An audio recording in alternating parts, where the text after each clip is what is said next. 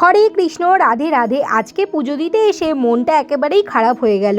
আর তার সাথে আমার গোপু সোনাদেরকেও দেখে মনে হচ্ছে ওদেরও আজকে মনটা ভালো নেই। কারণ আমি যে ঠাকুর ঘরে লাইটটা লাগিয়েছিলাম সেই লাইটটার অর্ধেক পজিশনটা তো জ্বলছে, কিন্তু অর্ধেকটা খারাপ হয়ে গেছে। যেই লাইটটা জ্বালালাম দেখলাম এক সাইডটা জ্বলছেই না। এই লাইটটা লাগানোর পর মোটে 6 মাস কাটলো, আর তার মধ্যে এই লাইটটা কেটে গেছে অর্ধেকটা। যাক, এটার ব্যবস্থা তো পরে করা যাবে। লাইটের জন্য মন খারাপ করে কি গোপাল সেবা বন্ধ দিলে চলে নাকি? তাই গোপালকে চটপট স্নান করাতে বসিয়ে দিলাম।